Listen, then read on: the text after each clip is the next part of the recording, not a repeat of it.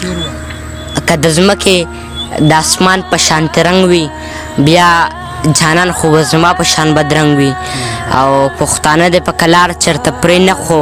په جنت کې به خو هم تا سره په جنګ وي او زما او ستا یاري به څنګه کېږي جانانه چې ته باچا وي او محبوب درته ملنګ وي. السلام علیکم ورحمت الله وبرکاتو. خو ستاسو ورور ستاسو ملګری محبوب جان یم په دغه تمه په دغه خیله چې ټول مینهوال به روغ جوړ وو د ژوند نه به مزې اخلي. مینهوالو نن راسره په پروګرام کې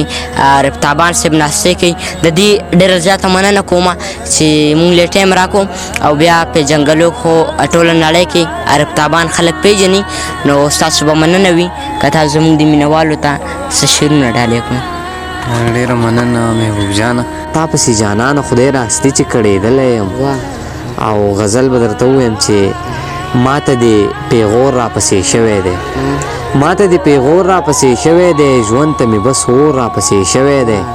مینه دې را نه کړله بدنام دې کړم مینه دې را نه کړله بدنام دې کړم یه جانانه تور راپسې شوی دی کاڼو باندې ولې مې اوس هر سړی کاڼو باندې ولې مې اوس هر سړی کلی ولس کور راپسې شوی دی زه خو یې په غرونو باندې سر کړم زه خو یې په غرونو باندې سر کړم ستا د بنګړو شور راپسې شوی دی نه مې پرېږدي کور نه مې وباسي نو یې تابانه رور راپسې شوی دی. او څو شعرونه نور چې کله کله د غمونو په دوران کې کله کله د غمونو په دوران کې زړه مې تنګ شي په سپرلي سپرلي خزان کې د ازغې به ورسره وي دا فطرت دی د ازغې به ورسره وي دا فطرت دی سره ګلونه چې ټوکېږي ګلستان کې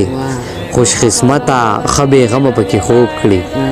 خوش قسمته ښه بېغمه پکې خوب کړي په غریب کوټه راساسي په باران کې. او دوه درې شعرونه نور چې تا عینې ته نور سینګار مه کوه تا عینې ته نور سینګار مه کوه چېرته دې یاره د نظره نه کړي دې ښار کې ځکه څوک په دار نه خیږي دې ښار کې څوک د حق خبره نه